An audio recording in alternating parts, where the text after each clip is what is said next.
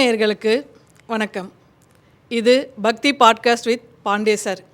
இன்றைக்கி குரு பௌர்ணமி, வியாச பௌர்ணமி, புத்த பௌர்ணமி, ரொம்ப விசேஷமான நாள். நம்ம தர்மத்தில் தான் மாதா பிதா குரு தெய்வம்னு தெய்வத்துக்கு முன்னாடியே நம்ம குருக்கு ஒரு ஸ்தானம் கொடுத்துருக்கோம். அப்படிப்பட்ட குருவை பற்றி என்னோடய குருக்கிட்டேயே கேட்டு தெரிஞ்சுக்கிறது இன்றைக்கி எனக்கு கிடைச்ச பாக்கியம். வணக்கம் சார். சார், நம்மளோட தட்சிணாமூர்த்தியோட ரொம்ப முக்கியமான ஸ்லோகம் குருர் பிரம்மா குருர் விஷ்ணு குருர் தேவோ மகேஸ்வரஹா குரு சாக்ஷாத் பரபிரம்மா தஸ்மை ஸ்ரீ குருவே நமக. அப்படின்னா நம்மளை காத்து நம்மளை உருவாக்கி காத்து நம்மளை அறியாமையை அழித்து நம்ம தெய்வத்துக்கிட்ட கூட்டு போகிற ரோல் குரு அப்படின்னு எடுத்துக்கலாமா? ஒரு மனிதனுக்கு குருங்கிறது எவ்வளோ பெரிய நீட், குரு எவ்வளோ முக்கியம் ஒரு மனிதனோட வாழ்க்கையில்? இந்த கேள்வி நான் ஒருவேளை கடந்து ரொம்ப நேரமாக போயிட்டேன்னா திருப்பி என்னை கூட்டுவாங்க, ஒரு குருவாக இருந்து என்னை வழிநடத்தி கூட்டுவாங்க. முதல்ல அந்த குரு பூர்ணிமா அப்படிங்கிறது என்ன முக்கியத்துவம் அப்படின்னு நம்ம பார்ப்போம். அப்படி ஒரு நாளுக்கு ஒரு முக்கியத்துவம் இருக்குமா? நம்ம இன்றைக்கி வெள்ளிக்கிழமை நல்ல நாள், இன்றைக்கி செவ்வாய்க்கிழமை நல்ல நாள், இன்றைக்கி வியாழக்கிழமை இன்றைக்கி நான் பாபாவுக்கு நான் இருப்பேன், ராகவேந்தருக்கு இருப்பேன் அப்படின்னு ஒவ்வொரு நாளும் ஒவ்வொரு வெள்ளிக்கிழமைனா அம்பாளுக்கு இருக்கிறாங்க, தாயாருக்கு இருக்கிறாங்க, சனிக்கிழமைனா பெருமாளுக்கு இருக்கிறாங்க. அப்போ இந்த மாதிரி நாளுக்கு ஒரு கணக்கு இருக்கா, நாளுக்கும் கோளுக்கும் சம்மந்தம் இருக்குதா அப்படின்னு முதல்ல பார்த்தோம். குரு பூர்ணிமா அப்படின்னு சொல்கிறீங்களே, பௌர்ணமி, இது இன்னொரு பௌர்ணமி, இது மாதந்தோறும் ஒரு பௌர்ணமி தானே. அப்போ வழக்கமாக வரக்கூடிய பௌர்ணமிக்கு இந்த பௌர்ணமிக்கு அப்படி என்ன வித்தியாசம் அப்படின்னு நம்ம பார்க்குறோம். ஒன்று, பௌர்ணமி அப்படிங்கும்போது முழு நிலவு, அது நிறைவு, நிறைஞ்ச நாள் அப்படின்னு சொல்லுவாங்களா. அந்த மாதிரி உங்களுக்கு குணா படத்தில் வரும்ல, அபிராமின்னு சொல்லிட்டு பௌர்ணமி நிறைஞ்ச நாள்னு சொல்லுவார்ல, அபிராமி அந்தாதி நம்ம பாட்டே பார்க்கணும்.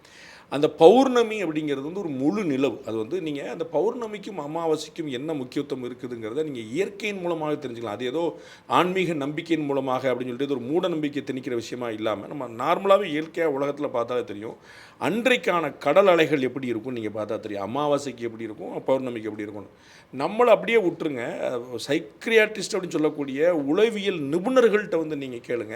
உளவியல் ரீதியாக பாதிக்கப்பட்டவர்கள் இந்த அமாவாசை பௌர்ணமி அன்னைக்கு ஏதாவது இன்னும் எக்ஸ்டம்பர் ஆவாங்களா அப்படின்னு நம்ம கேட்டால் அதுவும் அவங்களுக்கான பதில் சொல்லுவாங்க. ஸோ அப்போ அந்த நாளுக்கும் இந்த கோளுக்கும் என்ன சம்மந்தம் இருக்குது அப்படின்னு நல்லா தெரியும். அப்போ பௌர்ணமிங்கிறது ஒரு நிறைவான நாள், முழுமையான நாள். அது ஒரு போற்றப்படக்கூடிய அந்த மாதிரி நிறைவும் மகிழ்ச்சியும் நம்ம மனசில் வரும்னு நினைக்கிறது. அது நேரடியாக சூரியனை மறைத்து நமக்கு சந்திரன் தெரியக்கூடியனால தான் முழு நிலவாக தெரியுது. அந்த சூரியனும் சந்திரனும் மறைச்சிக்கிட்டே வர்றது தான். ஸோ அப்படி மறைவு நமக்கும் சூரியனுக்கு நடுவில் தான் நிலவு இருக்குது. அப்போ சூரியனை மறைச்சி நிலவுடைய குளிர்ச்சி முழுமையாக வரக்கூடிய ஒரு கம்ப்ளீஷனாக நிற்கக்கூடியதான் நம்ம பௌர்ணமின்னு சொல்கிறோம். அப்போ அந்த நிறைவு, அப்புறம் அதை நம்ம வியாச பூர்ணிமா, புத்த பூர்ணிமா, குரு பூர்ணிமா அப்படின்னு அது எப்படி ஒரே நாளுக்கு 7 பேர் அப்படின்னா, எல்லா விதமான மத நம்பிக்கைகளிலும் எல்லா விதமான சமய சம்பிரதாயங்களிலும் இந்த நாள் முக்கியமானதாக இருக்குது. அதுதான் நம்ம முக்கியமாக பார்க்கணும். அதில் என்னென்ன இந்த நாள் அப்படிங்கிறது நீங்கள் யோசிச்சிருப்பீங்க.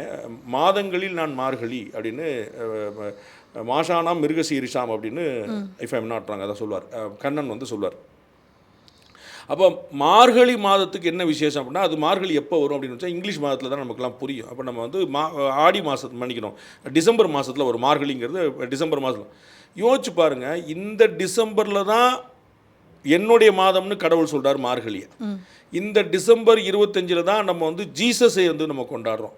இதுலேயே தான் அந்த ரம்ஜான் நோம்பு உள்ள நிற்கும். இந்த டிசம்பர் டு ஜனவரியில் தான் நிற்கும். அப்போ எல்லா மதங்களுடைய முக்கியமான நாளும் எப்படி இந்த பீரியடில் நிற்கிதுங்க போது தான் அந்த மார்கழி மாதத்துக்கு அப்படி என்னப்பா மாதத்துக்கு ஒரு விசேஷம் இருக்க முடியுமாப்பா அப்படின்னு, அது ஒரு கேலண்டர், அது ஒரு டே, அது ஒரு மந்த் அப்படி தான். அப்படின்னா அது எங்கே விசேஷம் அடையுதுங்கிறது பார்த்தா எல்லா இடங்கள்லையும் இந்த மாதிரி முக்கியத்துவம் கிடைக்கும். அதே மாதிரி இந்த பூர்ணிமா அப்படிங்கிறது வெறும் பௌர்ணமி இல்லை, அது புத்த பூர்ணிமா மட்டும் இல்லை, வியாச பூர்ணிமா மட்டும் இல்லை, அது குரு பூர்ணிமா மட்டும் இல்லை, எல்லா விதமான விசேஷமானது அப்படிங்கிறது ஒரு முக்கியமான நம்பிக்கை. அப்போ இந்த நாளுக்கு ஒரு பெரிய விசேஷம் இருக்குது. அதனால் ஒவ்வொரு நாள் எப்படி ஒரு முழு நிலவு நம்மளை முன்னாடி நம்ம குளிர்விக்குதோ, அந்த வெம்மையிலேருந்து நம்ம காப்பாற்றி நிற்குதோ, அது மாதிரி அந்த குரு நம்மளை காப்பாற்றி நிற்கிறார். அந்த சூரியன் பரிபூர்ணமான நல்லது மட்டுமே செய்யக்கூடிய ஒரு வாய்ப்பு. நீங்கள் மழையாவது காய்ந்தும் கெடுக்கும், பெய்தும் கெடுக்கும். ஓவராக பெஞ்சு நம்ம கஷ்டப்பட்ட காலம் உண்டு. டிசம்பரில் நம்ம பார்த்துருக்கோம், சென்னையில் எல்லாருக்கும் அனுபவம் உண்டு. காஞ்சு போனாலும் அது மழையால் காய்ந்தும் கெடுக்க முடியும், பெய்தும் கெடுக்க முடியும். ஆனால் சூரியனால் கொடுக்க மட்டும்தான் முடியும். நீங்கள் வந்து சூரியன் இல்லாமல் உயிரினங்கள் இல்லை அப்படின்ற நமக்கு வந்து அதில் சூரியன் தான் எல்லாத்துக்குமான பேஸ். நீங்கள் வைட்டமின் டி கம்மியாக இருக்குது, நீங்கள் காலையில் வெயிலில் வாக்கிங் போங்க அப்படின்னு சொல்லி சொல்லுவாங்க. அப்போ வந்து சூரியன் தான் எல்லாம். சூரியனை பார்த்தா மலர்ச்சி இருக்கும், சூரியனை பார்த்தா வளர்ச்சி இருக்கும், எல்லாமே சூரியனை தான்.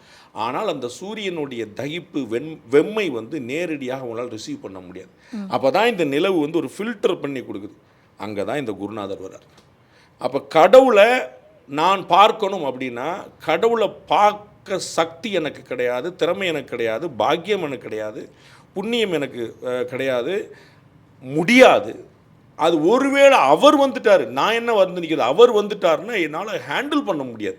அது வெடித்து சிதற வேண்டியதான். அது வந்து அப்படிப்பட்ட ஒரு அணுக்கதிர் வீச்சு அந்த சுவாமி பெருமாளுங்கிறவர். அப்போ அதை வந்து மைல்டாக்கி நம்ம தாயாருக்கு அப்படி தான் சொல்லுவாங்க. அது வந்து அம்பாள் வழியாக போனோம், தாயார் வழியாக போனோம் அப்படின்னு சொல்லி சொன்னால், அம்மா வந்து அப்பாட்ட வந்து பையன் பெரிய தப்பு பண்ணிட்டு வந்தால் கூட போட்டு கொடுக்காம சரி அவள் விடுங்க, அவ்வளோதான், எல்லாம் சரியாக பின்னாடிலாம் சரியாக போயிடும். அந்த மாதிரி சொல்லுவாங்கள்ல அந்த படத்தில் வந்து ஆடி போய் ஆவணி வந்தால் பையன் தெரிஞ்சிருவான் அப்படின்னு. அப்போ அப்பா வந்து நேரடியாக எங்கடா போயிட்டு வந்தேன் அப்படின்னா அம்மா தான் வந்து டக்குன்னு வந்து ஒரு சில பசப்பு வார்த்தைகள் சொல்லி பையனுக்கு ஆறுதலான அந்த இடம் தான் குருவுடைய வேலை. அப்போ குரு யார் அப்படின்னு நம்ம வந்து யோசிக்கிறேன். குரு யாருங்கிற ஒரு கேள்வியே ஒரு மாதம் பேச வேண்டிய ஒரு கேள்வி. அது வந்து ஒரு எபிசோடில் பேச வேண்டிய கேள்வி இல்லை. குரு வந்து ஒரு தாய். அவள் தான் தந்தைகிட்ட தன்னை வந்து வழி நடத்தி கூட்டு போவாள்.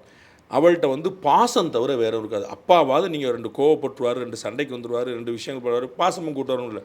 ஆனால் அம்மா வந்து தாயினும் சால பரிந்து அப்படின்னு ஒரு வார்த்தையை பிரயோகிக்கிறாங்க. அப்படின்னா அம்மா இப்படிப்பட்டவளாக இருப்பாள். அம்மாவை விட பெரிய பாசமாக பெருமாள் இருப்பார், நாராயணன் இருப்பார் அப்படின்னு சொல்லி சொன்னால், அம்மாவை விட அப்படின்னு சொல்லி சொல்லும்போது அம்மா அப்படி தேனினும் இனிய அப்படின்னு சொல்லி சொல்கிறோம்ல. அப்போ தேனினும் இனியன்னா அப்போ தேன் எப்படி இருக்குன்னு பார்க்கணும்ல. அப்போ வந்து நம்ம அம்மாவை விட தாயினும் சால பரிந்து அப்படின்னா அம்மா இப்படிப்பட்ட அதுதான் வந்து நம்ம வந்து அந்த குருநாதராக பார்க்குறோம். அவள் தான் வழி நடத்துகிறவ, அவள் தான் வழிகாட்டுறவ, எவ்வளோ தப்பு பண்ணாலும் அரவணைக்கிறவ.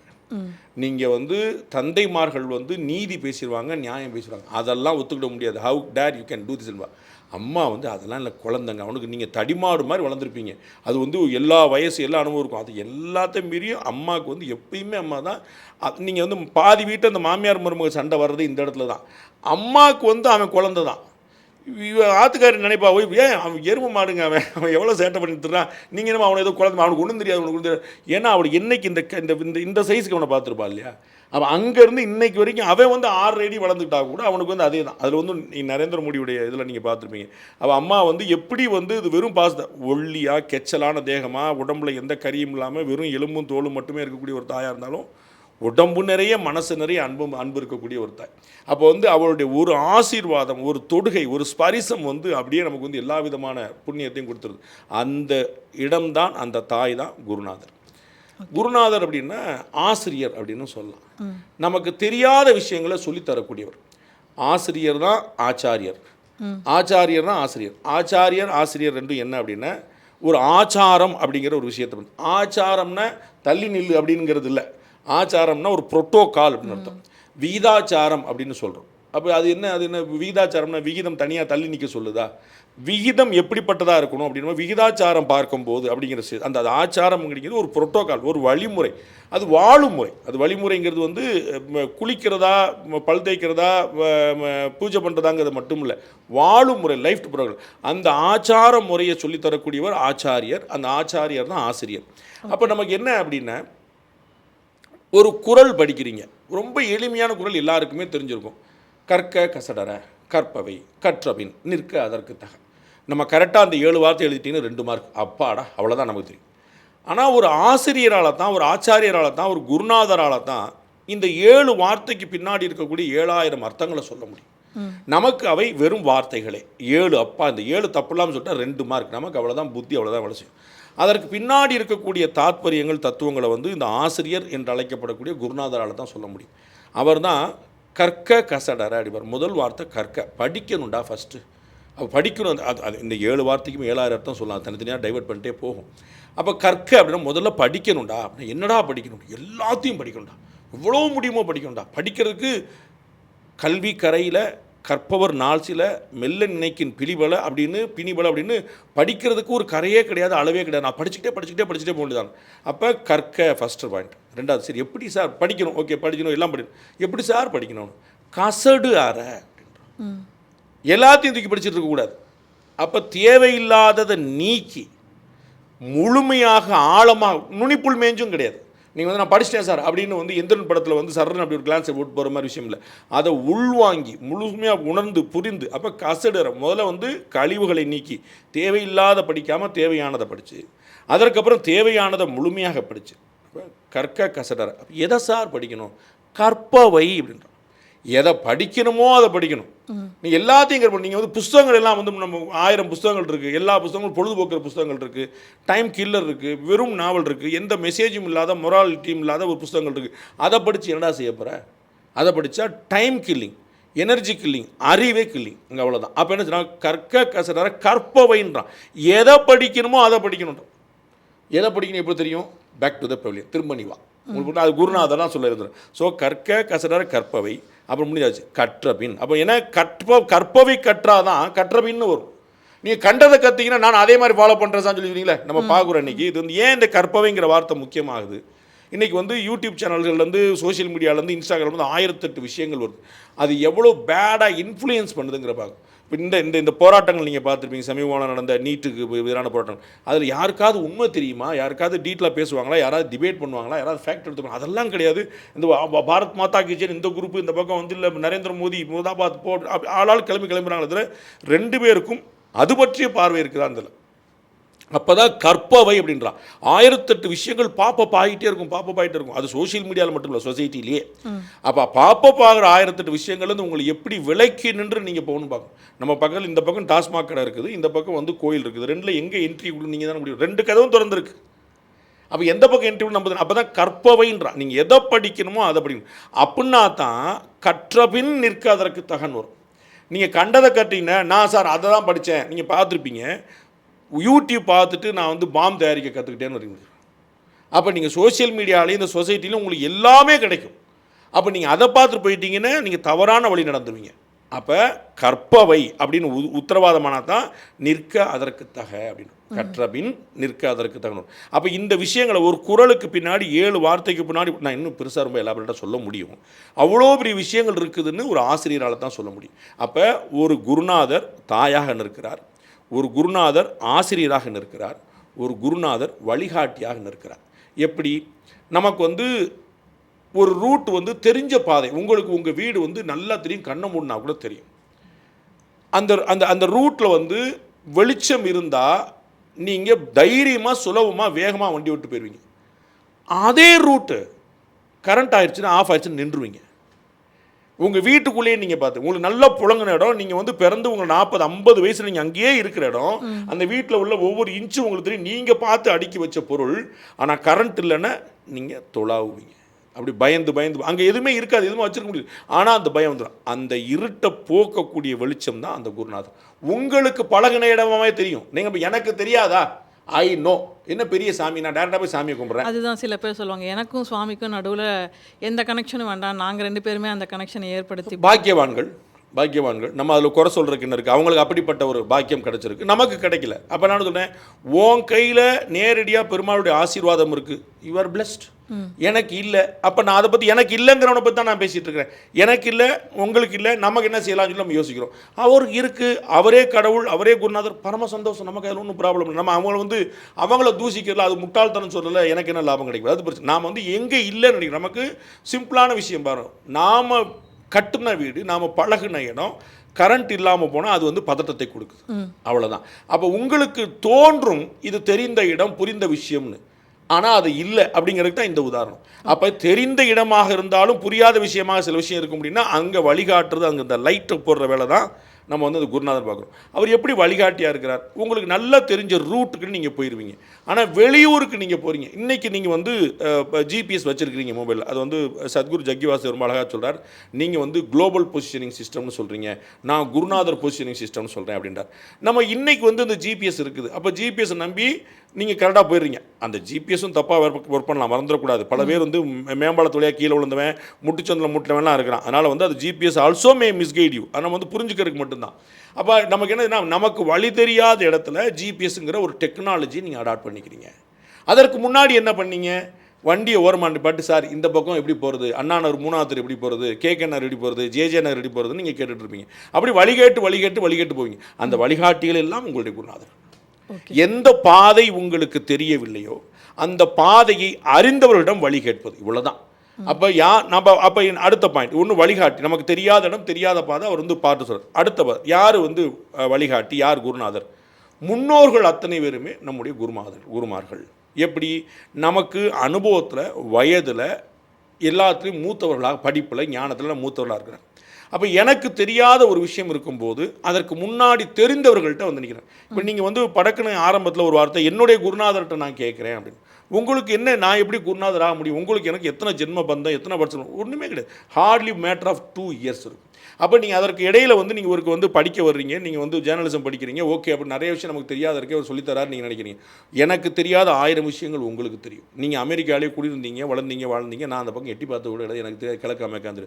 அப்போ உங்களுக்கு வேறு விஷயம் தெரியும், எனக்கு வேறு விஷயம் தெரியும். அப்போ யாருக்கெல்லாம் எந்தெந்த விஷயம் தெரியுமோ அவர்கள் அத்தனை பேருக்குமே தெரியாதவர்கள் கற்றுக்கொள்ளணும், அவ்வளோதான். அப்போ நம்முடைய முன்னோர்கள், நம்மை விட மூத்தவர்கள் அப்படின்னு நம்ம ஏன் சொல்கிறோம்? அவர்கள் நம்முடைய குருநாதர்களாக இருக்கிறார்கள், அவர்கள் வாழ்ந்தவர்கள். அப்போ அவர்களுடைய அனுபவம் நமக்கு அனுபவமாக வாய்க்கிறது. நானும் தீயில கை வச்சு தான் சுடுன்னு தெரியும் கற்றுப்பேன் அப்படின்னு இல்லாமல், தீயில கை வச்சவங்க சொல்லிடே தீயில கை வச்சா சுடுண்டானே நான் அந்த பக்கம் வைக்கல. அப்போ அதுதான் அனுபவம். யாரோ ஒருத்தருடைய அனுபவம் எனக்கு பாடமாகிறது. அப்போ முன்னோர்கள் அத்தனை பேருமே நம்முடைய குருமார்கள், அவர்கள்ட்ட தான் நம்ம பாடம் கற்றுக்கிறோம். இது எல்லாம் தாண்டி நமக்கு தெரியாத சூட்சமமான பல விஷயங்கள் இருக்கின்றன.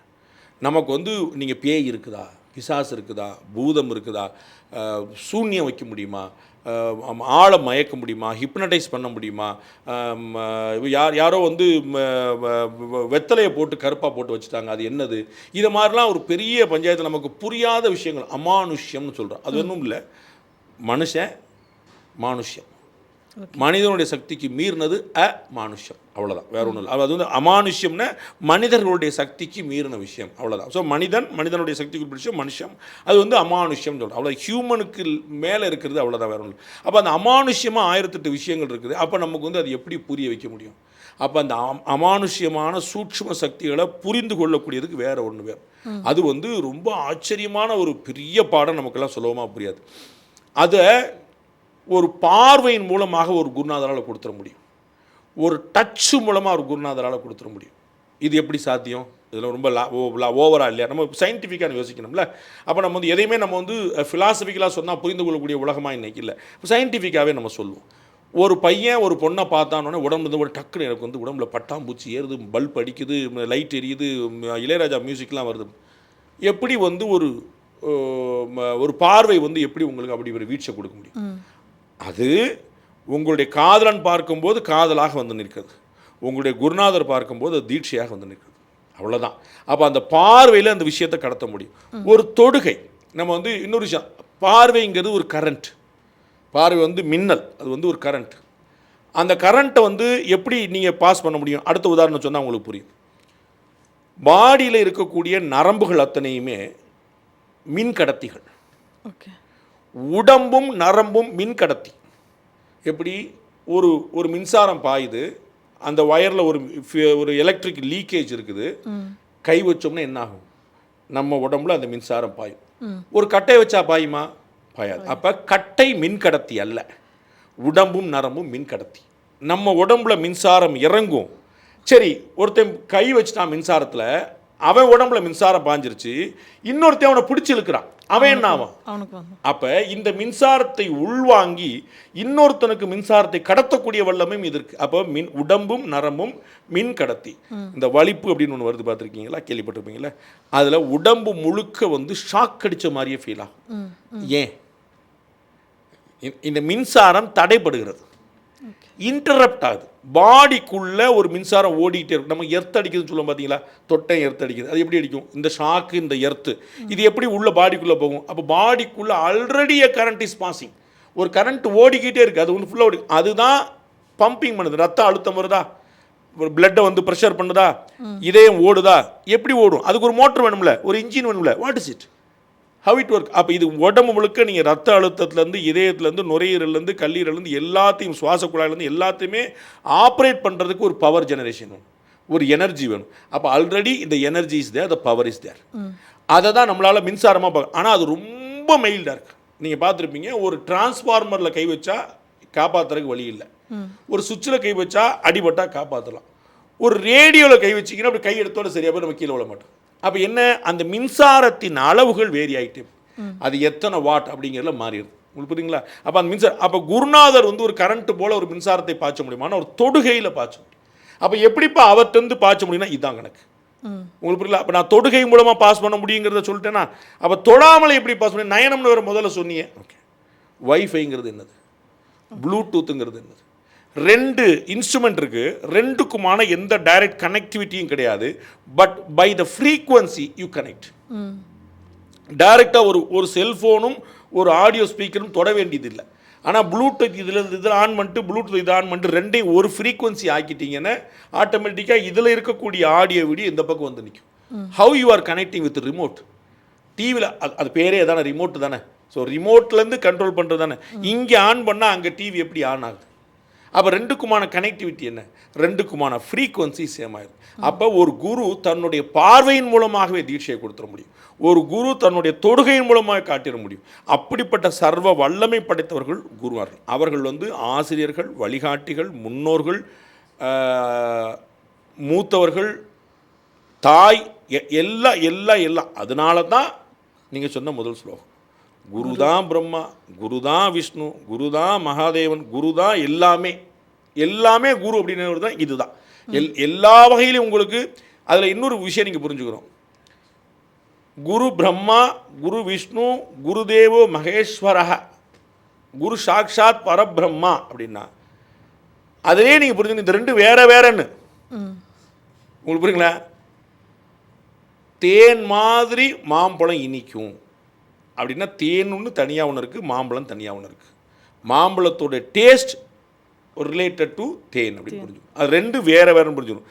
அப்போ குரு தான் எல்லாம் அப்படின்னு சொல்லி சொன்னால் அது மதிப்பு, அது மரியாதை.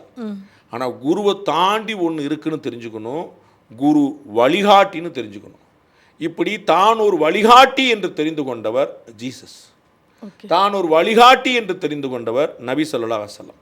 தான் ஒரு வழிகாட்டி குரு என்று தெரிந்தவர்கள் தான் நம்ம பார்க்கக்கூடிய அத்தனை ஆச்சாரிய பெருமக்கள். ராமானுஜர்லேருந்து ஆதிசங்கர்லேருந்து அத்தனை ஆச்சாரிய பெருமக்களும் கடவுளுக்கு நம்மை வழி நடத்துபவர்கள். அப்போ அவர்களை என்னை கண்ணை திறந்து விட்டியே அப்படின்னு சொல்லி சொல்லுவோம்ல.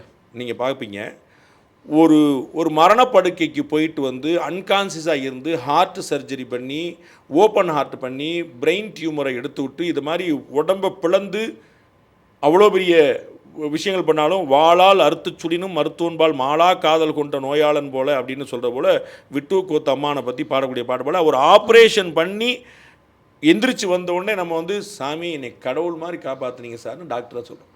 கடவுள் மாதிரி காப்பாற்றினது டாக்டர் கடவுள் இல்லை. அதில் you should be very clear. அவர் தான் காப்பாற்றினார், அவர் கடவுள் மாதிரி வேலை தான் பண்ணிட்டார், நோ டவுட். அவர் கடவுள் இல்லை, அந்த இடத்துல தெரிஞ்சுக்கணும். அப்போ குருமார்கள் இது வந்து நான் என்னுடைய எளிய சின்ன புத்தியில் சொல்கிறேன். நான் வந்து அதை நான் முதலே சொல்லியிருக்கணும். ஆக்சுவலாக நீங்கள் அந்த டேயில் நான் ட்ரிகர் ஆகி நின்றுட்டேன். இது எதுவுமே சொல்கிறதுனால நான் தகுதி வாய்ந்தவன் கிடையாது. நான் எல்லாத்தையும் காப்பி பண்ணியிருக்கேன், எல்லாத்தையும் கேட்டிருக்கிறேன், எல்லா பெரிய பெரிய மகானுபாவரோட பழகியிருக்கேன். அப்போ அந்த பூவோடு சேர்ந்த அந்த நாருக்கு ஒரு மனம் இருக்கிறதுனால அந்த நாரை நீங்கள் பார்த்தீங்கன்னா அப்படியே பியூட்டிஃபுல்லாக இருக்கும். ஆனால் அந்த நாருக்கு வந்து இயல்பில் மணக்கக்கூடிய தன்மை கிடையாது. அது வந்து அந்த மலர்களை தாங்கி நின்ற ஒரு பெருவாய்ப்பு பெற்றதுனால அதுக்கு வந்து பெருமாள் கோயில் வாசலில் படிக்கல் மாதிரி எல்லோரும் ஏறி மிதித்து போவார்கள். அதெல்லாம் பக்தர்கள் அவருடைய தொண்டரடி பொடியாக அந்த இடத்துல நிற்கும்போது அந்த பொடிக்கு ஒரு மனம் இருக்கும், அது ஒரு புண்ணியம் இருக்கும். அந்த படியை நம்ம தொட்டு கும்பிட்டு போவோம். எத்தனை பக்தர்களுடைய காலை தொட்ட படி அது அப்படின்னு சொல்லிட்டு அப்போ அந்த ஒரு கணக்கு தான். நம்ம வந்து ரொம்ப கீழேன்னு கேட்டோம். ஸோ நான் சொல்லக்கூடிய இந்த இன்டர்பிரிட்டேஷன்ஸ் எதுவுமே என்னுடையதே தவிர எவருடையதும் அல்ல. அதில் ஏதாவது கெடுதல் இருந்துச்சுன்னா அதுக்கு முழுக்க நானே பொறுப்பு. அது என்னுடைய புத்தியை நான் பயன்படுத்தி சொல்லக்கூடிய விஷயம். அதில் ஏதாவது நல்லது இருந்துச்சுன்னா அது வந்து கிருபை மேலேருந்து வந்தது. ஏன்னா அதை அவ்வளோ சொல்கிறக்கான தகுதி எனக்கு கிடையாது. இதில் நான் ரொம்ப தெளிவாக இருக்கிறேன். திருக்குறள் உரை எழுதும்போது சுஜாதா போன்ற பெரிய மேதாவிகளே வந்து இந்த விஷயத்த சொல்கிறாங்க. அப்போ கம்பர் சொல்கிறார் இதை. அது வந்து நான் வந்து ராமாயணத்தெல்லாம் எழுதுறதுக்கான இடத்துல நான் நிற்கலை, ஆனால் நான் என்னை வந்து இருக்கிறதுல என்னோட முயற்சி பண்ணி நான் செய்கிறேன் அப்படின்னு சொல்லி சொல்கிறார். அது மாதிரி அந்த இடத்துலையே தமிழ்நாட்டிலே ராமாயணத்தை தெரிஞ்ச லட்சக்கணக்கான பேர் இருந்தாங்க. கம்பர் வந்து சான்றோர்கள்ட்ட டிஸ்கஸ் பண்ணார் அப்படின்ட்டாங்க. அப்போ ராமாயணங்கிறது அந்த ஒருத்தட்ட மட்டும் இருந்த விஷயம். அப்போ நான் வந்து ஒரு விஷயத்த சொல்லேன்னா இது என்னுடைய விஷயம் இல்லை, ஆனால் என்னுடைய விஷயத்தை நான் நேரடியாக வெளிப்படையாக சொல்லிடுறேன். அப்போ குருநாதர்களை கடவுள் போல பாவிக்க வேண்டும். குருநாதர்களை கடவுளாக கருதிவிடக்கூடாது. அங்கே ஒரு பெரிய ப்ராப்ளம் இருக்குது. குருநாதர்கள் கடவுளாக தோன்றலாம், கடவுளாக மாறலாம், கடவுளாகவே இருக்கலாம். கடவுளே குருநாதர் அவதாரத்தை வரலாறுலாம் உண்டு, அதில் மறுக்கல. ஆனால் அது நமக்கு தெரியுமா அப்படின்னு பேர். ஏன்னா இன்றைக்கி இவ்வளோ சொல்லிகிட்டே இருக்கும்போது ஒரு condition supply, terms and condition சேர்த்து போட வேண்டியிருக்கு. பார்ப்பவர்கள் எல்லாம் குருநாதர்கள் அல்ல, பேசுபவர்கள் எல்லாரும் குருநாதர்கள் அல்ல. நல்லா பேசுனா குருநாதர் அப்படின்னு எடுத்துக்க முடியாது. குருநாதர் நல்லா பேசுவார் உங்களுக்கு. அப்போ வந்து ஒரு பேச்சு பேசாமலே கூட ரமணர் இருந்திருக்காரு. அப்போ வந்து ஒரு இந்த ஒரு வலிப்பு நோயோடைய ஒரு ஆரம்பம் இருக்குதா அப்படிங்கிறத எப்படி பார்க்குறதுக்கு 10 வழி சொல்லுவாங்க நிறைய. அதில் வந்து என்ன, அந்த கதவை மூடினாங்கன்னா கதவை இழுத்து பார்ப்பாங்க அப்படின்னு சொல்லி சொல்லுவாங்க. இப்போ கதை இழுத்து பார்க்குறவனுக்கு கூட வலிப்பு இருக்குன்னு அர்த்தம் பண்ணிக்கூடாது. இவர்களுக்கு அந்த சிம்டம் இருக்கும். அந்த இப்போ நீங்கள் வந்து ஒரு மயக்கம் வந்தாலும் வாந்தி வரும், காய்ச்சல் இருந்தாலும் வாந்தி வரும், ப்ரெக்னன்சி இருந்தாலும் வாந்தி வரும், 100 காரணங்களுக்காக வந்து. அப்போ வாந்தி வந்தால் வந்து ஒரு 25 வயசு பையன் அவன் வாந்தி எடுத்தான், கங்க்ராச்சுலேஷன் நீங்கள் அப்பாவை போகிறீங்க அப்படின்னா அந்த கணக்கு அது முடியாது. அப்போ சிம்டம்ஸை வச்சு நீங்கள் வந்து ஒரு கெஸ் தான் பண்ண முடியுமே தவிர அது முழுமையாக முடிவு பண்ண முடியாது. அப்போ நல்லா பேசுகிறவர் குருநாதராக இருப்பார். நல்லா பேசுகிறவர் எல்லாரும் குருநாதர்கள் அல்ல. பேசாமலே குருநாதர் இருக்க முடியும், தொடுகையால் இருக்க முடியும். ஆடை ஆபரணங்கள் அணிந்தல்ல, ஆடை ஆபரணங்கள் அணிந்திருப்பதனால் குருநாதர் சொல்லிட முடியாது. குருநாதர் என்பது துறவி வேறு, குரு வேறு. நல்லா புரிஞ்சுக்கணும். துறவி வந்து தான் எல்லாவற்றையும் ஆடைகள் உள்பட, ஆடைகள் கடைசி, ஆசைகள் தான் முக்கியம். ஆசைகளை விட்டார், ஆடைகளை விடுதல் ஒரு பெரிய ப்ராப்ளம் இல்லை. அப்போ ஆசைகளை துறந்தவர், ஆடைகளை துறந்தவர், அத்தனையும் துறந்தவர்ங்கிறது வேறு, அவர் துறவி. ஆனால் அவர் வந்து எனக்கு திரும்பி இந்த பக்கம் எனக்கு லைட் பண்ணுறாருன்னு அவர் குருநாதராக மாறுறார். ஸோ அந்த குருநாதராக மாறுறவர் துறவியாக இருக்கலாம், ரிஷியாக இருக்கலாம், குருவாக இருக்கலாம், ஆசிரியராக இருக்கலாம், கோச்சாக இருக்கலாம், டீச்சராக இருக்கலாம், அது ஹூவர் இட் மேபி. ஆனால் அவர் குருநாதரா அப்படின்னு கண்டுபிடிக்கிறதுக்கு ஒரு பெரிய சேலஞ்ச் இருக்குது. நல்லா பேசுகிறார் சார், சூப்பராக பேசுகிறார் சார், அதனாலயா? அவருக்கு 70 வயசு சார், அதனாலயா? பார்த்த உடனே ஒரு தேஜஸ் தெரியும் சார், அதனாலயா? இப்படி எந்த காரணம் இல்லை, பெரிய வம்சம் சார், அவங்க பெரிய அந்த குரு பரம்பரை சார் அப்படின்னு. இது எல்லாமும் இருக்கலாம், இது எதுவும் இல்லாமலும் இருக்கலாம். அப்போ இது ஒரு நாள் இது வந்து ஒரு குருநாதர் ஆகிட்டாரு அப்படின்னு சொல்ல முடியாது. அப்போ எப்படி குருநாதரை கண்டுபிடிக்கிறதுக்கு முன்னாடி குருநாதரை கண்டுபிடிக்கிறதுக்கு மூளையை பயன்படுத்தும். இதில் தான் சாரி சார் இன்டர்ப்ட் பண்ணுறதுக்கு, நம்மளுக்கு ஒரு குரு வேணும் அப்படின்னு நம்மளுக்கு அந்த தேடுதல் இருந்ததுன்னா அந்த குருவே நம்மளை தேடி வருவார் அப்படின்னு சொல்கிறாங்களே, அது உண்மையா சார்? நம்மளுக்கு அந்த நீடு எனக்கு வேணும் அப்படின்னு அந்த நீடு உங்களுக்கு இருந்ததுன்னா குரு உங்களை தேடி வருவார் அப்படிங்கிறது. ஜென் தத்துவத்தில் வேறு மாதிரி ஒன்று சொல்கிறாங்க, தேடுவதை நிறுத்து, தேடுவது கிடைக்கும்ன்ற. அப்போ அதில் என்ன அர்த்தம்னா, தேடுவது நிறுத்திட்டா தேடலே இல்லை, அப்போ செட்டில் ஆகிட்டோம், நிறைவடைஞ்சிட்டோம்னா அப்புறம் உங்களுக்கு தேடல் இல்லை, அப்போ தேடுறதுக்கு மிஸ் பண்ணுற ஒரு பொருள் இல்லை அப்படின்னு ஒரு லார்ஜர் தத்துவம். குருநாதர்கள் வந்தடைய மாட்டார்கள், நம்ம போய் சென்றடைஞ்சோம்னா அவர்கள் ஏற்றுக்கொள்வார்கள். அவர்கள் ஏற்றுக்கொள்கிறார்களா இல்லையான்னு தான் கேள்வியை தவிர, நான் இங்கே உட்காந்துருப்பேன், எனக்கு வந்து ஒரு ஃபிலாசபி சொல்லியிருக்காங்க குருநாதர் என்னை தேடி வருவார்னா, குருநாதருக்கு வேலை தேடி போகிறதில்ல. நரேந்திரன் தான் ராமகிருஷ்ண பரமஹம்சரை தேடி போகணும், அதற்கு பிறகு அவர் விவேகானந்தர் அவர் மாற்றுவார். நரேந்திரன் அறிவை பயன்படுத்தி சென்றான், அதான் நான் சொல்ல வந்தேன். குருநாதரை சென்றடைவதற்கு முன்னால், கண்டடைவதற்கு முன்னால், குருநாதரே என்று முடிவு செய்வதற்கு முன்னால் உங்களுடைய மூளையை பயன்படுத்த வேண்டும். குருநாதரை கண்டுகொண்ட பிறகு மூளை தூக்கி எறிந்து விட்டு இதயத்தை பயன்படுத்த வேண்டும். குருநாதர்னு தெரிஞ்ச பிறகு சரணாகதி தான் ஒன்று வழி. அதனால தான் குரு பிரம்மா, குரு விஷ்ணு, குருதேவ மகேஸ்வரா. அதனால தான் குருன்னு கண்டுட்டேன், அப்பா என்கிட்ட புக்தி கிடையாது, சக்தி கிடையாது, எனக்கு முக்தி கிடைக்குமான்னு தெரியாது, நீ தான் கதி, என்னை கை தூக்கி விடு, காப்பாற்று. கடலில், தண்ணியில், கிணத்துல முங்கிட்டான், உள்ள தண்ணியை குடிச்சிட்டான், அப்படியே திணறுது, மூச்சு வந்து சஃபகேட்டிங் ஆகி திணறுது. அப்போ தலைமுடியை பிடிச்சி ஒருத்தர் எழுத்து போடும், உங்களுக்கு புரியுங்களா? அப்போ அவன் வந்து காப்பாற்றுவாங்கல்ல, 2 கையும் தூக்கி. நமக்கு வந்து பெரிய மனிதர்கள்லாம் நிறைய தத்துவங்கள் சொல்லுவாங்க. பாஞ்சாலி திரௌபதியை வந்து எப்போ கண்ணன் காப்பாற்றினான் அப்படின்னு, யுதிஷ்டா உனக்கு அறிவு இல்லையா, பீமா, இவனை அவனேன்னு சொல்லிட்டு என்னடா பண்ணுறேன்னு சண்டைக்கு போகும்போதெல்லாம் ஓகேப்பா அவ யார்கிட்ட கம்ப்ளைண்ட் பண்ணுறா பார்த்துருவாங்கப்பா, 2 கைந்து கண்ணா அப்படின்னு சொல்ல பிறகு இந்த என்ன அப்படின்னு ஓடி வந்துட்டான் தலைவன், அவ்வளோ. அப்போ நீங்கள் பரிபூர்ண சரணாகதி. ஆனால் அதற்கு முன்னாடி திரும்ப சொல்கிறேன், நீங்கள் வந்து கிளைமாக்ஸை பார்த்துட்டு மெயின் படத்தை விட்டுறக்கூடாது. கிளைமாக்ஸில் எல்லா வில்லனும் திருந்திடுவான். அப்போ நம்ம கடைசியில் வந்து ஆல் ஃபைன் அப்படின்னா முன்னாடி போய் நிற்கணும். நம்ம முன்னாடி என்ன, இவர் குருநாதரா இவர் குருநாதரான்னு நீங்கள் வந்து மேலும் மேலும் மேலும் மேலும் தீட்டி பார்க்கணும். அதில் எந்த எல்லா பரீட்சைகளுக்கும் அப்பாற்பட்டவர் குருநாதர்கள். நீங்கள் பரீட்சை பண்ணி பார்க்குறதுனால அவங்க கோச்சிக்கிட மாட்டாங்க. இதே ராமகிருஷ்ண பரமஹம்சருக்கு ஒரு கதை உண்டு. அவருக்கு வந்து பைசான்னா காசுன்னா அலர்ஜி அப்படிமா. அவர் வந்து நம்ம என்ன சொல்லுவோம், அவர் குருநாதர் காசு வாங்க மாட்டார், அவர் நஞ்சை வந்து உண்டியல் போட்டார்னு அப்படி வச்சுருவார், இப்படி பண்ணிடுவார் அவர் வந்து. ஆனால் இவருக்கு என்ன சொல்கிறாங்க, அலர்ஜிடான்றான். அது காசு வாங்க மாட்டார், காசு அலர்ஜின்றாங்க. அது எப்படி அலர்ஜியாக இருக்கும் அப்படின்னு சொல்லிட்டு அவர் படுத்திருக்கக்கூடிய படுக்கைக்கு கீழே ஒரு பணத்தை வச்சிடுறாங்க. மேலே படுக்கை, கீழே பணம். அது ஒரு பணம் வந்து ஒரு குவியலான காயின் இல்லை, உங்களுக்கு ஒரு 2-3 தாளை வச்சிடுறாங்க சும்மா. குருநாதர் வந்து படுத்துட்டு துள்ளி எந்திரிச்சாருமாங்க. படுத்தோடனே படக்குன்னு எந்திரிச்சாரு. என்னன்னு உள்ள வந்து பார்த்தா ஏதோ வந்து எனக்கு ஏதோ உறுத்துச்சு அப்படின்ட்டு ஊர்த்தி உள்ளே பார்த்தா பணம் இருந்ததுன்னு. இதுதான் அலர்ஜி. அப்போ வந்து இந்த குருநாதரை நீங்கள் பரிசித்து பார்க்கல தப்பே கிடையாது. குருநாதருடைய அறிவை ஞானத்தை அடையாளம் கொண்டுவதற்கு நமக்கு ஞானம் வேணும், அது நமக்கு கிடையாது. ஆனால் உங்களுடைய ஞானம் எதுன்னு நினைக்கிறீங்களோ, அறிவுன்னு நினைக்கிறீங்களோ அதை வச்சு நம்ம வந்து தீட்டி பார்க்கல தப்பே இல்லை. நீங்கள் கூர்தீட்டுவதால் மலைகள் கரைவதில்லை. உங்களுக்கு புரியுங்களா? அந்த கத்திக்கு கொஞ்சம் புத்தி வந்து அது கொஞ்சம் ஷார்ப்பன் ஆகுமே தவிர நம்ம 2 தடவை தீட்டுமே மலை கரைஞ்சிருச்சுன்னு போல. அது வந்து குருநாதர் வந்து உண்மையான குருநாதராக இருந்தால் மலை அது அப்படியே நிற்கும், அசையாமல் நிற்கும். அதுதான் பர்வதம், அது வந்து அசையாது, அது வந்து அப்படியே நிற்கும். அதில் நீங்கள் தீட்டி பார்த்துக்கலாம். குருநாதர் கோச்சிக்க போகிறதில்ல, அதில் அவருக்கு ரத்தம் வரப்போகிறதில்ல, அவருக்கு வந்து காயம்பட போகிறதில்ல. அந்த மலை சிரிக்கும், டேய் நான் லட்சக்கணக்கான வருஷமாக இங்கே நிற்கிறேன், இது மாதிரி ஒன்று மாதிரி 1000 பேர் தீட்டி பார்த்து நான் பார்த்துருக்கேன். அந்த தீட்டுதலில் அவரை சோதிப்பதாக இல்லாமல் என்னை சோதிப்பதாக இருந்தால் அவர் அரவணைச்சுக்கார். இங்கே வா முட்டாப்பேலை ஒன்றே மாதிரி 100 பேர் பார்த்துக்கிறேன் அடிப்பார். அப்போ வந்து நம்ம முட்டாப்பேலைன்னு காட்டிடுவார். அப்போ யோகி ராமசரத்குமாருக்கு வந்து இந்த பாலகுமாரன்ட்ட அந்த அனுபவம் இருக்குது. அவர் ஒரு தொடுகையில் அவர் சொல்கிறார், எனக்கு வந்து மின்சாரம் பாய்ந்தது அப்படின்றார். உடம்பு முழுக்க மேலே வரைக்கும் தள்ளிக்கிறது. அப்போ நாம் யார், நமக்கு என்ன தெரியும், நம்மளால் என்ன முடியும், நம்ம சக்தி என்னன்னு ஒரு குருநாதர் ஒரு தொடுகையில் காட்டுறார்.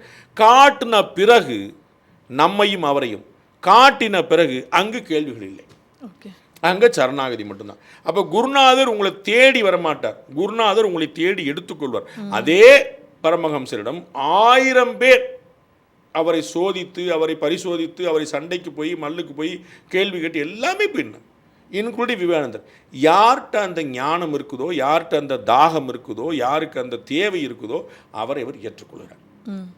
குருநாதர் எப்பயுமே நிரம்பிய கோப்பையில் தேநீர் ஊற்றுபவர் அல்ல.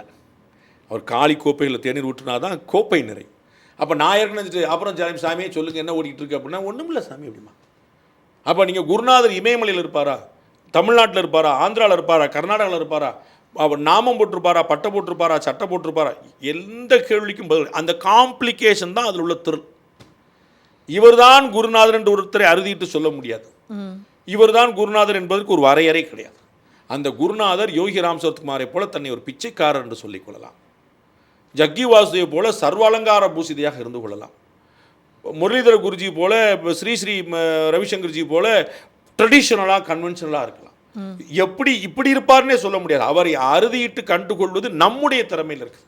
மேல்மருவத்தூர் ஆதிபராசக்தி வந்து லட்சக்கணக்கான பக்தர்களை வழிநடத்திட்டு போலையா, அவர் ஒன்று ஐயரா, ஐயங்காரா, 7 தலைமுறை. அப்போ குருநாதர் வந்து இந்த உருவத்தில் இருப்பார்னு சொல்ல முடியாது. அவர் குருநாதரா என்பதை ஒவ்வொருத்தரும் பார்த்துக்கணும். 2வது பாயிண்ட், எல்லோருக்கும் ஒரு குருநாதர் கிடையாது. ஓகே, கிருஷ்ணம் வந்தே ஜெகத்குரும், அவர் ஒருத்தர் தான் எல்லாத்துக்கும் குரு. நீங்கள் புரியுங்களா? கண்ணன் தான், கிருஷ்ணன் தான் முழு முதற் கடவுள். அவன் எல்லாத்துக்கும் சத்குரு, எல்லாத்துக்கும் மகாபிரபு, எல்லாத்துக்கும் குரு. அது வேற. இங்கே கீழே வந்து ஒன்று நான் ஏற்கனவே சொன்னேன், ஒரு வார்த்தையை பயன்படுத்தேன், ஃப்ரீக்வன்சி அப்படின்ட்டு. அப்போ வந்து உங்களுக்கான குருநாதர் வேற, எனக்கான குருநாதர் வேற, நமக்கான குருநாதர் வேற. ஒவ்வொருத்தருக்கும் குரு. அப்போ அவருக்கான குருநாதர் ஏன் அப்படின்னா, நீங்கள் வந்து எனக்கு சுகர் இருக்குது அப்படின்னு சொல்லி சொன்னீங்கன்னா நான் உட்காந்து வைத்தியம் பார்க்க முடியாது. அந்த சுகருக்கு வைத்தியம் பார்க்குற, நீரிழிவு நோய்க்கு வைத்தியம் பார்க்கக்கூடிய டாக்டரே எல்லோருக்கும் ஒரு மருந்து கொடுக்க மாட்டார். புரியுங்களா? அப்போ சுகர் தானங்க, இதானே சார், இப்போ எங்கள் சித்தப்பாக்கு சுகர் இருந்துச்சு, அவர் சாப்பிட்டா சாப்பிடலாமா? நோ. அவரவருடைய உடல், அவரவருடைய நலம், அவரவருடைய வயது, அவரவருடைய பருமன், அவரவருடைய உணவு பழக்கம், அவரவருடைய சுற்றுச்சூழல், அவருடைய வாழ்க்கை முறை, எத்தனை மணிக்கு எந்திரிப்பார், எத்தனை மணிக்கு தூங்காருன்னு நீங்கள் போய் ஒரு டயட் கேட்டீங்க, ஒரு டயட்டீஷியன்ட்ட அல்லது வந்து ஒரு சுகருக்காக பார்க்குற ஒரு ட்ரீட்மெண்ட் பார்க்குற டாக்டர் கேட்டிங்கன்னா, அது எனக்கான டயட் உங்களுக்கானதாக இருக்காது, உங்களுக்கான டயட் இன்னொருத்தருக்கான. அப்போ வந்து சப்ஜெக்ட் டு அப்படின்னு சொல்லுவாங்க, ஒவ்வொருத்தருக்கும் ஒன்று. அப்போ இவரை நீங்கள் அடையாளம் காட்டினீங்க, இவர் குருநாதரா இல்லையா? அவர் குருநாதர் எனக்கு. அவர் உங்களுக்கு குருநாதரால் அது உங்களுடைய அனுபவம் சார்ந்தது. ஓகே. உங்களுக்கு புரியுங்களா? நமக்கு வந்து அப்போ எனக்கு என்னவா இருக்குது, அப்போ நான் தேடி தேடி தேடி தேடி கண்டுகொள்ள முயற்சிக்கணும். நான் வந்து ஆடி பாடி அகமகிழ்ந்து அழுது உருண்டு புரண்டு போய் பார்த்துக்கிட்டே இருக்கணும். அது எங்கே எனக்கு கனெக்ட் ஆகுதோ, யார் என்னுடைய ஃப்ரீக்வன்சியில் வந்து என்னை பிடிச்சிக்கிறாங்களோ, கரெக்டாக பிடிக்கிறாங்களோ, நம்ம சொல்லுவோம்ல, வௌவால் வந்து சத்தம் போடாது அப்படின்னு நம்ம நினைப்போம். ஆனால் வௌவால் வந்து பெருசாக சத்தம் போடும். வௌவாலுடைய ஃப்ரீக்வன்சி நம்மளுடைய ஃப்ரீக்வன்சியில் கிடையாது. அப்போ அந்த சத்தம், அந்த ஒளி அலைகள், அந்த அதிர்வு அலைகள் நம்முடைய லேயரில் இல்லை. Doesn't mean that they are silent. அவர்கள் வந்து அமைதியாக இருப்பதில்லை, அவர்கள் சத்தம் எழுப்புகிறார்கள். அந்த சத்தம் நமக்கு கேட்பதில்லை. அப்போ நாம் வந்து குருநாதருடைய ஃப்ரீக்வன்சியை பிடிக்க பார்க்கணும். நீங்கள் வந்து அந்த அவதார் படம் பார்த்துருப்பீங்க.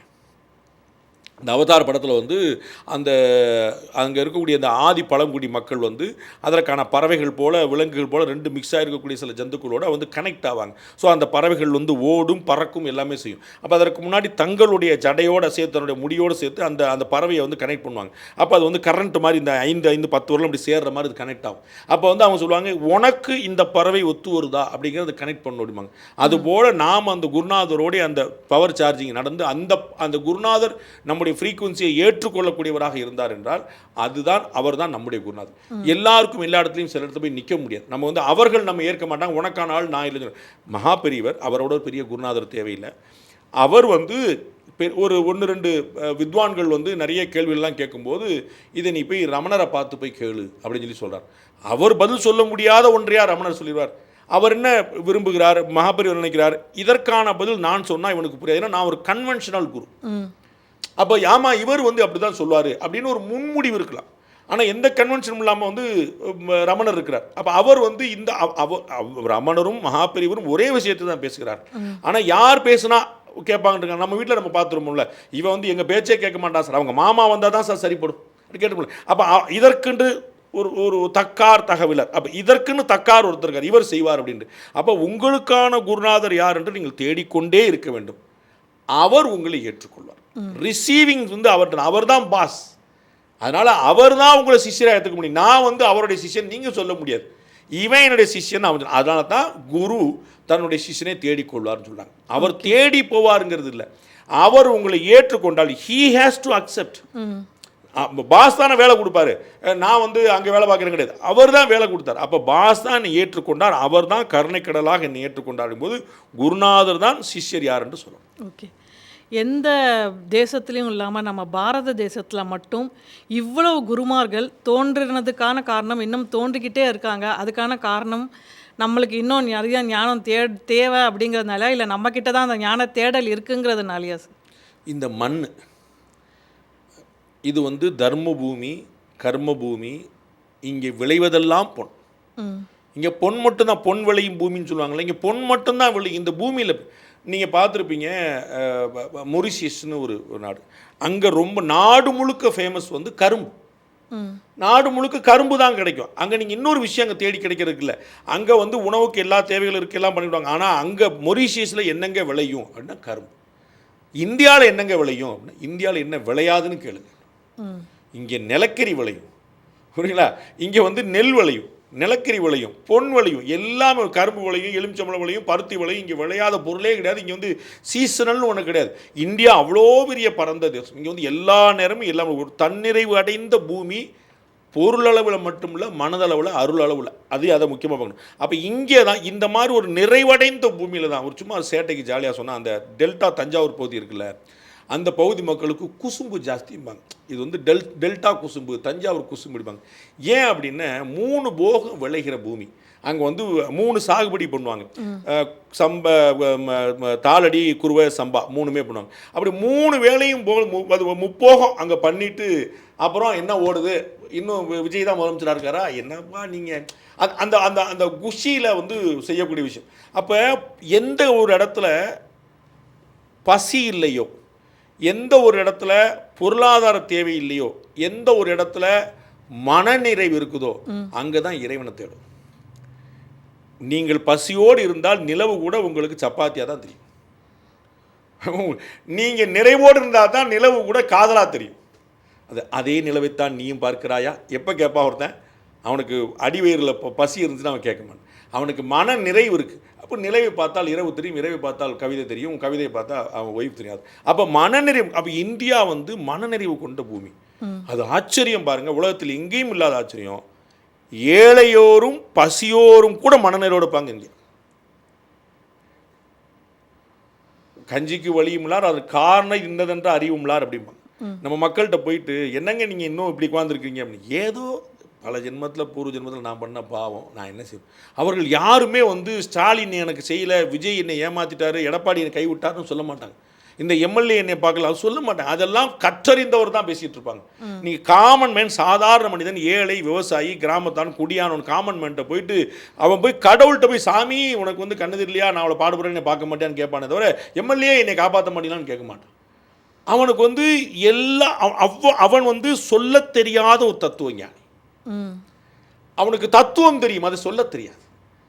என்னடா இப்படி இருக்க அப்படின்னா அவனுக்கு கர்ம வினை, எந்த ஜென்மத்தில் எந்த குடியை கெடுத்துறோம், நான் இப்படி இருக்கேன் அப்படிமா. அவன் நீங்கள் சாபிக்க வேண்டியதில்லை, அதனால தாண்டா அப்படி கஷ்டப்படுற நீங்கள், அவன் சொல்லுவான். அப்படி ஒன்னொன்றுக்கு ஒன்று. அதாவது இது வந்து குற்றம் சொல்லுதல் அல்ல, இது தன்னை உணர்தல். அது எப்படி எனக்கு இப்படி ஒரு நிலைமை இருக்கும், அப்போ நான் ஏதோ ஒரு தப்பு பண்ணியிருக்கேன், இப்படிப்பட்ட ஒரு, அதாவது ஏற்றுக்கொள்ளும் தன்மை, பக்குவம் அடையும் தன்மை, அடுத்தவரை குற்றம் சொல்லாத குணம், இது வந்து இங்கே இருக்குது. அப்போ இந்த நிறைவு கொண்ட, நான் திரும்ப சொல்கிறேன், இது பணக்காரர் குணமாக சொல்லலை, நான் நல்லா புரிஞ்சு. பணக்காரனுக்கு பசியே அடங்காது, உங்களுக்கு பணக்காரனுக்கு பசியே அடங்காது. ஏழைக்கு ஒருவேளை கஞ்சி குடித்தா மனநிறைவடைவான், வயிறு நிறைய அடையாட்டாலும் மனநிறைவடையும். ஒரு நாள் உங்களுக்கு காலில் எந்திரிச்சு வெள்ளிக்கிழமடா நீ சீக்கிரம் விளக்கேற்ற முடியுமா, அவனுடைய வழியிலேருந்து வலுவே மாட்டான், நழுவே மாட்டான், அங்கேயே நிற்பான். அப்போ அவனுக்கு கூட இருக்கக்கூடியதான் அந்த மனநிறைவு. அந்த மனநிறைவு இருக்கக்கூடிய மக்கள்கிட்ட இருந்து தான் குருநாதர்கள் வருவார். அப்போ அவர்கள் தான் இங்கே இந்த நிலைமை இருக்குது, அங்கே நிலைமை இருக்குது. நீங்கள் மனநிறைவு தான் முக்கியம், நீங்கள் ஏழையா பணக்காரனாங்கிறது இல்லை. சித்தார்த்தன் எப்படி உருவாகிறார், எப்படி ஒரு கௌதம புத்திரா மாறார். அவர் ராஜா, அவருக்கு இல்லாத குறையே கிடையாது. வெளியே பார்க்குறார், என்ன உலகம் இப்படி இருக்குன்னு பார்க்குறாரு. ஏன் அப்படின்னு பார்க்குறார், தத்தம் கர்மமே கட்டளைக்கல் அப்படின்றார். ஒவ்வொருத்தருக்கும், பெருமைக்கும் ஏனை சிறுமைக்கும் தத்தம் கர்மமே கட்டளைக்கல். அப்போ நல்லதுக்கும் நான் தான் காரணம், கெட்டதுக்கும் நான் தான் காரணம். இன்னொருத்தரை சொல்கிறதுல அர்த்தமே இல்லை. ஆசையே துன்பங்கள் அனைத்திற்கும் காரணம். ஓகே, அப்போ ஆசைப்படாமல் இருக்க முடியுமா, அத்தனைக்கும் ஆசைப்படு அப்படின்னு ஒரு இன்னொருத்தர் சொல்லு. அப்போ ஆசை நீ படுறதுல நான் தான் மாயாவி, நான் தான் மாயா வைக்கிறேன்னு கண்ணன் சொல்லு. இவ்வளோ பெரிய காம்ப்ளிகேஷன், இவ்வளோ பெரிய அறிவு தர்க்கம் இருக்கக்கூடிய பூமி இந்த பூமி. அப்போ ஞான பூமி, தர்ம பூமி, கர்ம பூமி, இங்கிருந்து தான் ஞானவான்கள் வருவார். குருநாதர்கள் இங்கிருந்தே வருகிறார்கள் என்று சொன்னால் வியப்பே இல்லை. இங்கே தான் விளையும், அது வேற எங்கேயும் விளையாது. வேற எங்கேயும் விளைஞ்சா அது கற்றறிவாகவும் படிப்பறிவாகவும் பட்டறிவாகவும் இருக்குமே தவிர அது ஞானமாக இருக்க முடியாது. There is a difference between a knowledge and wisdom. நம்ம வந்து ஒரு ஒரு ஒரு ஒரு அறிவு, புத்தி, படிப்பு, தெரிந்து கொள்ளுதல், ஞானம், இதெல்லாம் ஏன் இவ்வளோ பெரிய விஷயம் ஏன் சொல்கிறோம் நம்ம? அப்போ இப்போ இந்த வார்த்தைகளுக்கெல்லாம் என்ன வித்தியாசம் இருக்குது? அப்போ மனசு, புத்தி, அறிவு, இந்த மூணுக்கு எப்படி வித்தியாசம் சொல்ல முடியும்? நம்ம மூணையுமே ஒன்றா காம்ப்ளிகேட் பண்ணி கொடுவோம்ல. அப்போ மனசு, புத்தி, அறிவு எல்லாம் நீங்கள் புத்தி நீங்கள் சொல்லுவீங்க, மனசு இங்கே சொல்லுவீங்க, அறிவு நீங்கள் இங்கே சொல்லுவீங்க. மனசை தொட்டு சொல்லு, நெஞ்சு தொட்டு சொல்லு. அப்போ இங்கே எப்படி மனசு வரும், இங்கே எங்கே இருக்குது? அப்போ இது வந்து ஒரு காம்ப்ளிகேட்டட் சப்ஜெக்ட். அப்போ இந்த காம்ப்ளிகேஷனை தெளிவடைந்த ஒருத்தரால் தான் பிரிக்க முடியும். அப்போ அந்த தெளிவடைந்த ஒருத்தர் இந்த மண்ணில் தான் பிறப்பார். இது இன்னைக்கு இல்லை, யுகமாக இங்கே தான் வந்திருக்கு. நீங்கள் இந்த குருநாதர்கள் ஏன் இங்கே வந்து, நம்ம வந்து இடையில கூட பார்த்துருப்போம், ஏசுநாதர் கூட இங்கே வந்துட்டு போனார் அப்படின்னு ஒரு கதை சொல்லுவாங்க. அதை நம்மளை ப்ரூவ் பண்ண முடியுமா? ஒரு குறிப்பிட்ட வயதில் ஏசுநாதரை பற்றின கதைகள் இல்லை. அவர் வந்து ஒரு 15லேருந்து ஒரு 20-25 வரைக்கும் மேலே கதைகள் இல்லை, என்ன ஆச்சுன்னு தெரியலனோ அவர் இங்கே வந்தார் அப்படின்னு ஒரு தியரி சொல்லுவாங்க. அது இந்த பூமியே அப்படிப்பட்டது, வெறும் ஞானம், வெறும் கொட்டி கிடக்கும். சாதாரண ரோட்டில் போகிற ஒருத்தன் தத்துவம், நம்ம ஒரு தத்துவம் பேசாத மனிதன், நீங்கள் அவனுக்கு வந்து அனுபவம் குறைவாக இருக்கலாம், ஆனால் அவனுக்கு தத்துவம் தெரியாமல் இருக்காது. அத்தனை பேருமே பேசுவோம், அத்தனை பேருமே கூறலாம். அதனால தான் நீ எல்லாம் வாய் பேசுகிற மாதிரி ஆகிப்போச்சடா அப்படின்னு நிறைய பேர் கேட்குறோம். அதுக்கான காரணம் அந்த தத்துவம் அத்தனை பேருக்குமே தெரியும். சார், இப்போ நீங்கள் சமீபத்தில் நடந்த அந்த ப்ரொட்டஸ்ட் பற்றி கூட சொன்னீங்க. இன்னியோட குழந்தைகள், இந்த ஜென்சி குழந்தைங்களுக்கு இந்த குருவோட நீட், அந்த குரு தேடல், ஏன்னா அவங்களுக்கு வந்து அவ்வளோ எனர்ஜி இருக்குது, அதை சேனலைஸ் பண்ணி ப்ராப்பராக கொண்டு போனால், அதுதான் மோடி அவர்கள் கூட நிறைய ட்ரை பண்ணிக்கிட்டு இருக்காரு, அவங்களோட எனர்ஜியை ப்ராப்பராக சேனலைஸ் பண்ணி கொண்டு போகணும் அப்படின்னு. அவங்களுக்கு இந்த குரு தேடல், சரியான குரு ஐடென்டிஃபை பண்ணுறதுக்கு என்ன பண்ணலாம் சார்? அந்த புரோட்டோகால் எப்படி வைக்கிறாங்க? மாதா, பிதா, குரு, தெய்வம் நிற்கிறாங்க. குருட்ட நீங்கள் நேரடியாக போனால் அப்படின்னா இவன் குதர்க்கமாக 4 கேள்வியை கேட்டு குருவோட அலட்சியப்படுத்திடுவான். குரு என்ன செய்வார், எனக்கெல்லாம் நட்டம் போடான்னு விட்டு போயிடுவார். அப்படி குரு விடலாம், அழகாக விடலாம். நீங்கள் அடிபட்டு பக்குவப்படும் வரை உங்களை திருத்துவார். தங்கம் புடம் போட்டால் தான் தங்கம், வைரம் தீட்டுனா தான் வைரம். நீங்கள் வைரத்தை அப்படியே தலையில் வச்சு கொண்டாடணுமா? வைரம் வந்து கல்லாக தெரியும். அந்த கல்லை தேய்க்க உராய வலிக்காதா? பியூர் தங்கம் வந்து நகைக்காகாது, ஏட்டு சுரைக்காய் கதைக்காகாது. அப்போ அது எப்படி சரி பண்ணுவீங்க, எப்படி பக்குவப்படுத்துவீங்க? ஏட்டு சுரைக்காயை நீங்கள் அடுப்பில் போட்டால் தானே சாப்பாடு. அப்போ வெந்துரும், அவியும், வேகும், தாளிக்கணும், நடக்கும். அது இல்லாமல் நீங்கள் பக்குவம் விட மாட்டீங்க. மகாபெரியவர் வந்து ஒரு யாத்திரை நடந்துக்கிட்டே இருக்கார். அவர் வந்து பாரதம் முழுக்க 3 முறை யாத்திரை பண்ண பெரிய மகான். அவர் வந்து அப்படி போகும்போது ஒரு சின்ன ஒரு ஒரு பாறையை பார்த்துட்டு அப்படியே பாறை மேலே முழுக்க சாஞ்சிட்டாரு அப்படின்னு அப்படி படுத்துக்கிட்டார். பாறை மேலே, வெறும் பாறை மேலே படுத்துக்கிட்டார். அப்போ ஏதாவது விரிக்க வேண்டாம், உடம்புக்கு கொஞ்சம் அப்பப்போ அந்த மாதிரி காய்ச்சல் கொடுக்கணும்ப்பா அப்படின்னு. அந்த உடம்பை வந்து காய வைக்கிறார், வேக வைக்கிறார் சொல்லுவாங்க. அதை மாதிரி தன்னைத்தானே வருத்தி கொள்ளுது. அந்த வருத்தம் இல்லைன்னா உங்களுக்கு புரியாது இந்த விஷயம்.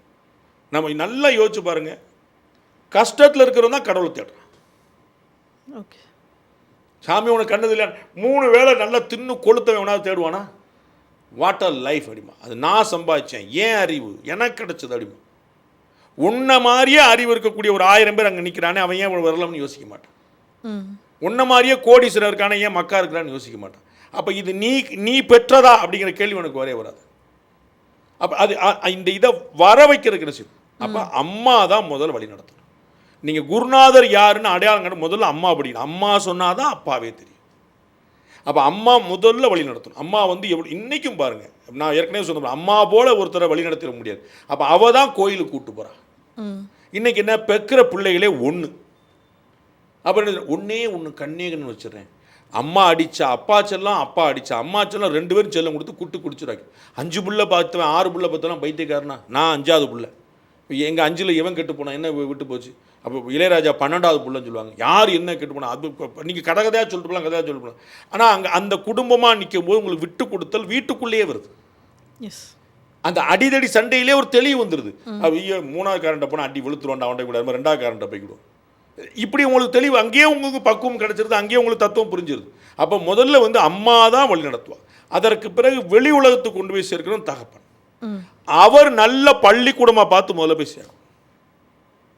நீங்கள் வந்து குருநாதருங்கிறது பெரிய வார்த்தை, ஆசிரியருங்கிறது அதிலே இன்னொரு கிளை வார்த்தை நீங்கள் வச்சுக்கோங்க. அதை நம்ம வந்து குருநாதருடைய பல பரிமாணங்களில் படிமங்களில் ஒரு வார்த்தை ஆசிரியர் வச்சுக்கோங்க. அப்போ நல்ல ஸ்கூலில் போய் சேர்க்கணும். அந்த ஸ்கூலில் நல்ல விஷயங்கள் சொல்லித்தராங்களா, 4 ஸ்லோகம் சொல்லித்தராங்களா, ஒழுங்கான வாத்தியார் இருக்காங்களா, போக்சோல உள்ளே போன வாத்தியார் உட்காந்துருக்கிறானா, அவங்களுக்கு படிப்பு தெரியுமா, அறிவு தெரியுமா, ஞானவான்களாக இருக்கிறாங்களா, பக்குவம் தெரியுமா, தத்துவம் தெரியுமா. நீங்கள் ஒரு நர்ஸு வந்து ஏன் நம்ம வந்து அவருக்கு மேலே ஒரு சிஸ்டருங்கிற வார்த்தை ஏன் பயன்படுத்தணும்? அவள் கொடுக்குற தடவலில் சரியாக போயிருங்கிற நம்பிக்கை வரும், கொடுக்குற மருந்தில் நமக்கு சரியாக போயிருங்கிற நம்பிக்கை வரும். அவள் தான் நமக்கு அத்தனை சிசுருசிலையும் செய்கிறோம். அப்போ நம்ம அது கைண்டாக செஞ்சால் நம்ம சிஸ்டர்னு உருவும். அதே மாதிரி நம்ம சில நர்ஸுகள் கேள்விப்பட்டிருப்போம், சிடுன்னு உழுவாங்க, மருந்தை சாப்பிடுங்க, எவ்வளோ வரை சொல்கிறது அப்படிம்பாங்க. இதுக்கு என் பொண்டாட்டியே பரவாயில்லையடா அப்படின்னு. அப்போ அந்த கனிவு அந்த ஆசிரியர்கள்ட்ட இருக்குதா, அந்த ஞானம் அவர்கள்ட்ட இருக்குதா? ஒழுங்காக சொல்லுங்க. காசை பிடுங்குறாங்க, பிடுங்கிட்டு போட்டு காசை வாங்கிட்டு என்ன கொடுக்குறாங்க? நீங்கள் பைசா பே பண்ணுறீங்க, என்ன கிடைக்கிது? அதை பார்த்து உருப்படியான பள்ளிக்கூடங்களை சேரும். நல்ல பள்ளிக்கூடத்தில் சேர்த்தா பாதி பிரச்சனை தீர்ந்தது. அப்போ மாதா பிதா குரு அந்த நல்ல ஆசிரியர்கள் அங்கே வந்துட்டாங்க அப்படின்னா, நான் வந்து உருப்பட்டிருக்கேன்னு இந்த உலகத்தில் யாராவது நினச்சாங்கன்னா அதில் 100ல் 1 காரணம் என்னுடைய ஆசிரியர் பெருமக்கள். அதில் குழப்பமே இல்லை. என்னுடைய பை பர்த், என்னுடைய தாய், என்னுடைய தகப்பன் 100 சொன்னால் என்னுடைய ஆசிரியர் பெருமக்கள் அடித்து வாங்காத அடி கிடையாது, அடித்து வழிநடத்தப்படும். தாய் அடிப்பா, தகப்பன் அடிப்பான், ஆசிரியப்பா. அடி வாங்கினா தான் திருந்தோம். அடியாத மாடு பணியாது. இது விலங்குகளுக்கு சொல்லப்பட்ட விஷயம் இல்லை. நான் உங்களுக்கு சொன்னேன், நகைக்கு வைரத்துக்கு எதுவாக அது அங்கே வந்து ஒரு படணும். அது புத்தியிலேயோ உடம்புலையோ இல்லைங்களா? நாவினால் சுட்ட வடு. அப்போ அடித்து வர்ற வடு இல்லை, தீனால் சுட்ட புண் உள்ளாரும், அது கூட ஆறிடும்டா. ஆறாதே நாவினால் சுட்ட வடு. அப்போ அடிபடணும் அப்படின்னா வாயால் காயத்தால் மட்டுமல்ல, உடம்பால் மட்டுமல்ல, வாயாலையும் கூட. அப்போ தத்துவமாகவும் அடிபடலாம். அப்போ அடிபடுறதுக்கு இன்சல்ட் இல்லை, உங்களை உணர்வித்தல். அறிவில்லை, மூஞ்சி மோரையம்பார் அப்படின்னு ஒரு ஆசிரியர் சொன்னால் இவன் பெரிய பருப்பாப்பில்லை. ஐயோ ஆசிரியர் இப்படி சொல்லும்படி நம்ம நடந்துக்கிட்டோமா அப்படின்னு நீங்கள் உணர்ந்தால் நாளைக்கு நீங்கள் அப்பாலஜி கேட்பீங்க. கமல் சார் ஒரு தத்துவம் படம் சொல்லுவார்ல, மன்னிக்கிறவன் மனுஷன், மன்னிப்பு கேட்குறவன் பெரிய மனுஷன். அப்போ நாம் மன்னிப்பு கேட்கணும் அப்படின்னு நமக்கு தெரியும். நம்ம மன்னிப்பு கேட்டு தான் நம்ம பெரிய மனிதராக முடியும். ஐயோ பெரிய மனிதரை இந்த வார்த்தை சொல்லிட்டோமே, அடுத்தவர் மனம் கோணும்படியாக நடந்துக்கிட்டு, இதெல்லாம் அடிப்படை விஷயங்கள். ஸோ இந்த அடிப்படை விஷயங்கள் முதல்ல வீட்டிலேருந்து, அப்புறம் ரோட்லேருந்து, அப்புறம் பள்ளிக்கூடத்துலேருந்து, இங்கே தான் பின்னாடி போனால் தான் அங்கே ஒரு குருநாதர் உருவாவார். அந்த குருநாதர்கிட்ட நீங்கள் பெருமாளை போக முடியும். நேராக நீங்கள் பெருமாளை பண்ணி நான் பைபாஸ் பண்ணிடுவாங்க, ஈக்யூ ரிலீஸ் பண்ணிடுவாங்கிற சமாச்சாரம் லௌகிக சமாச்சாரம் அங்கே கிடையாது. அங்கே தெரிசனோ பைபாஸ், அங்கே பைபாஸ் இருக்கலாம், அது பை பர்த். பைபாஸுங்கிறது பை பர்த். அது வந்து ஞானம். அது ஏற்கனவே போட்டு இத்தினோண்டு பாலகர் வந்து இவ்வளோ ஞானமோடு இருக்கிறாருன்னா அது எத்தனை முறை எத்தனை ஜென்மத்தை எடுத்துச்சு. அதே மாதிரி நானும் பேசுகிறேன், நல்லா பேசுகிறேன்னா அவனுக்கு ஞானம் வந்து அர்த்தம். ஓகே, ரொம்ப நன்றி சார். குரு பௌர்ணமி அன்னைக்கு குரு அருள், குருவை எப்படி தேடணும், எப்படி சரணாகதி அடையணும் அப்படின்னு நம்ம நேயர்களுக்கு ரொம்ப நல்லா எடுத்து சொன்னீங்க. ரொம்ப நன்றி சார். உங்களுக்கும் நேயர்களுக்கும் குரு பௌர்ணமி அன்னைக்கு குரு அருள் ரொம்ப நிறைஞ்சு கிடைக்கட்டும். எல்லாரும் நல்லா இருக்கணும். மீண்டும் அடுத்த வாரம் பக்தி பாட்காஸ்ட் வித் பாண்டே சார் நிகழ்ச்சியில் சந்திப்போம். அதுவரை நன்றி.